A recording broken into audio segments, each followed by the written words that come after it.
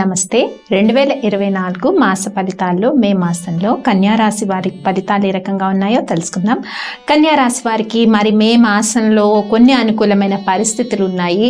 ముఖ్యంగా ఉద్యోగ ప్రయత్నాలు చేసే వారికి మే 4 వారాలు కూడా అనుకూలంగా ఉందని మనం చెప్పుకోవచ్చు. అంటే మే 1 to 31 వరకు ప్రయత్నాలు ఎవరైతే జాబ్కి ప్రత్యేకించి గవర్నమెంట్ జాబ్స్ ఆర్ ప్రైవేట్ జాబ్స్కి ప్రయత్నాలు చేసే వాళ్ళందరికీ కూడా పాజిటివ్గా ఉంది.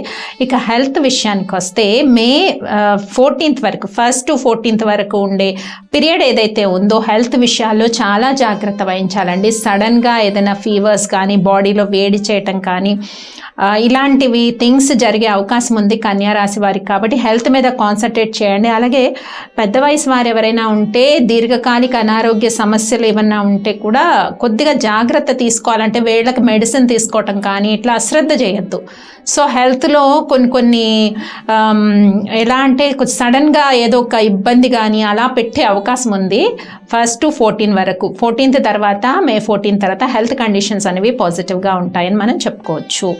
ఇక ఏదైతే మీరు థాట్స్ చేస్తూ ఉంటారో అంటే ఆలోచనలు అనేవి చాలా ఎక్కువగా వస్తూ ఉంటాయండి కన్యారాశి వారికి. మాసంలో థాట్ ప్రాసెస్ కంటిన్యూస్గా వస్తుంటుంది. ఇంకా ఆధ్యాత్మిక అంటే డివోషనల్ వైపు థాట్స్ అనేవి బాగా వెళ్తూ ఉంటాయి అన్నమాట. అంటే పూజలు చేసుకోవటం కానీ సో డివైన్ స్ట్రెంగ్త్ గురించి తెలుసుకోవటం కానీ లేదా అంటే పలానా టెంపుల్కి వెళ్ళాలని టెంపుల్స్ విజిట్ చేయాలని ఇలాంటి థాట్ ప్రాసెస్ అనేది కన్యారాశి వారికి మాసం చాలా ఎక్కువగా ఉంటుంది. అండ్ శత్రువుల పైన ఆధిపత్యం కూడా ఈ మాసంలో ఎక్కువగానే ఉంది. కోర్టు సమస్యలు కూడా ఒక కొలిక్కి వచ్చే అవకాశం అయితే కనిపిస్తోంది. ఇక బిజినెస్ ట్రాన్సాక్షన్స్ విషయానికి వస్తే ఏదైనా కొత్తగా బిజినెస్ స్టార్ట్ చేయాలనుకునే వాళ్ళు మే 1st to 10th మధ్యలో బిగిన్ చేయండి.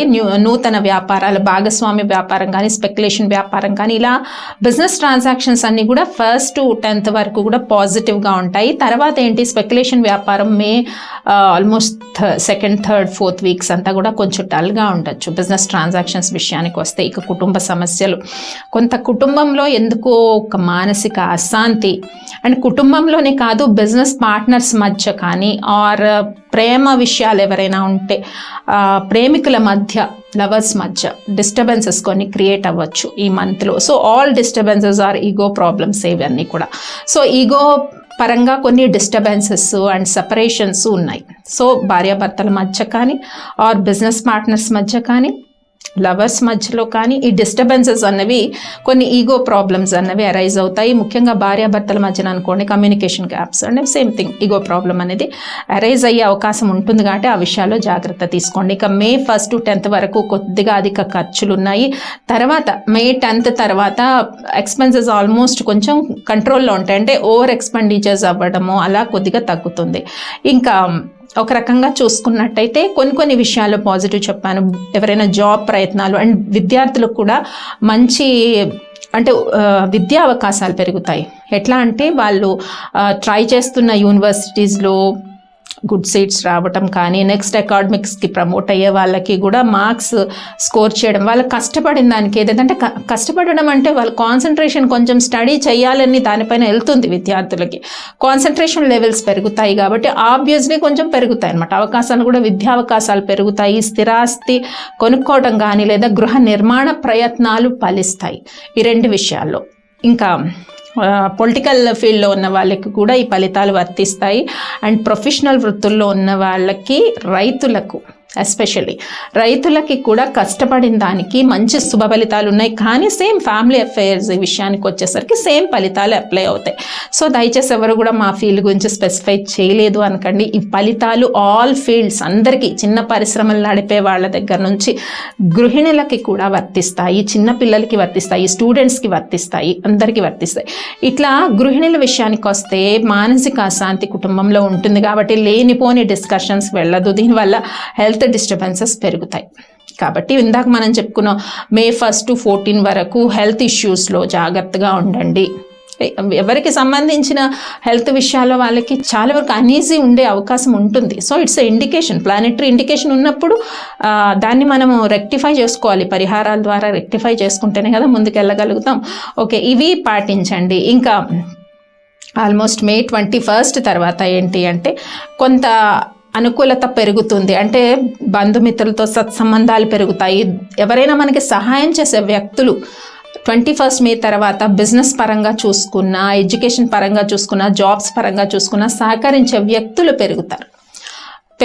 అండ్ తండ్రి వైపు బంధుత్వం కానీ ఆర్ మనకి దైవ బలం కూడా పెరిగే అవకాశం ఉంటుంది. అంటే 2 బెనిఫిట్స్ ఉంటాయి. ఇటు దైవం యొక్క సపోర్ట్, మనకి ఎన్ని ఉన్నా ఏదున్నా దైవం సపోర్ట్ ఉండాలి ఎప్పుడు కూడా. డివైన్ స్ట్రెంగ్త్ ఉండాలి ఎవరికైనా. డివైనిటీ ఉండడం వేరు, డివైన్ స్ట్రెంగ్త్ ఉండడం వేరు. డివైన్ స్ట్రెంగ్త్ పెరుగుతుంది 21st మే తర్వాత. కాబట్టి ఇవన్నీ సో కేర్ తీసుకోవాల్సిన విషయాలు కూడా చెప్పాము.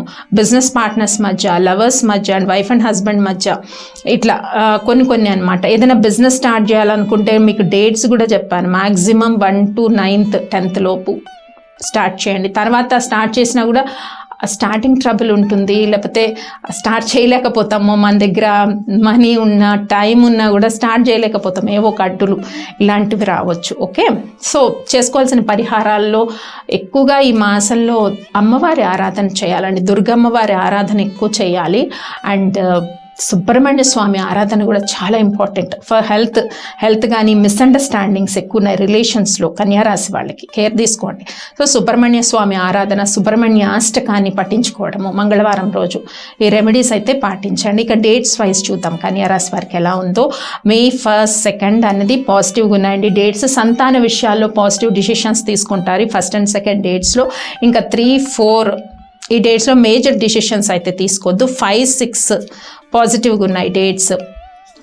5, 6 డేట్స్లో ముఖ్యంగా ఏంటి అంటే ఫ్యామిలీ విషయాలు ఎక్కువ డిస్కస్ చేయొద్దు. 5th and 6th May. So misunderstandings అని చెప్పుకున్నాము ఇందాక. రిలేషన్స్లో కొన్ని ప్రాబ్లమ్స్, బ్రేకప్స్, రిలేషన్లో ప్రాబ్లం ఉన్నాయి. మేజర్ ఏదైనా డెప్త్ డిస్కషన్స్ 5 and 6 డేట్స్లో చేయకుండా ఉంటే మంచిది. సో 7 and 8 కూడా సేమ్. అండ్ 9, 10, 11, 12, 13, 14, 15, 16 డేట్స్ మళ్ళీ పాజిటివ్గా ఉన్నాయి. 11th to 16 డేట్స్ అన్నీ కూడా కెరియర్ పరంగా డిసిషన్స్ తీసుకోవడానికి. సో ఏదైనా పాజిటివ్ డిసిషన్స్కి ఎప్పుడు 11th to ఆల్మోస్ట్ 16 డేట్ వరకు కూడా పాజిటివ్ డిసిషన్స్ తీసుకోవచ్చు. ఇక 17, 18 మేజర్ డిసిషన్ ఏమి తీసుకోద్ది డేట్స్లో. 19, 20 చాలా పాజిటివ్గా ఉంటుంది మైండ్ అండ్ చాలా స్పిరిచువల్ స్ట్రెంగ్త్ ఉంటుంది. కొంచెం ఆలయ దర్శనం కూడా ఒకటి చేసుకుంటారు ఫస్ట్ డేట్. 19, 20 ఈ డేట్స్లో ఆలయ దర్శనం. 19, 20, 21, 22, 23, 24, 25, 26, 27, 28, 29, 30 ఆల్మోస్ట్ చూడండి 19 నుంచి 30 వరకు పాజిటివ్గా ఉన్నాయి. Positive thoughts, positive environment, devotional strength, so new opportunities, ఇవన్నీ కూడా న్యూ ఇన్నోవేటివ్ ఐడియాస్ ఇవన్నీ కూడా బాగున్నాయి. ఇక 31st డేట్ వేళ్లకు తిని విశ్రాంతిగా ఉంటే మంచిది ఈ డేట్లో. సో శత్రువులపైన ఆధిపత్యం ఉంటుంది, కానీ ఎందుకో డే అంతా కూడా 31st అనేది స్లో మూమెంట్లో ఉంటుంది అనమాట. సో మేజర్ కాదు, ఫాస్ట్ క్విక్ డిసిషన్స్ అయితే 31st డేట్లో వద్దు, నెక్స్ట్ మంత్కి పోస్ట్ పోన్ చేసుకోండి. సో చేసుకోవాల్సిన పరిహారాలు ఏంటో తెలుసుకున్నాం. సుబ్రహ్మణ్య స్వామి ఆరాధన ఇట్స్ వెరీ ఇంపార్టెంట్. స్వామి ఆరాధన చేస్తూ ఉంటే ఒకలాంటి పాజిటివ్ ఎనర్జీ వస్తుంది. అండ్ సూర్య నమస్కారం కూడా చెయ్యండి. 12 సూర్య మంత్రాలు కూడా చదువుకోండి. హెల్త్కి ప్రొటెక్షన్ ఉంటుంది. స్వస్తి.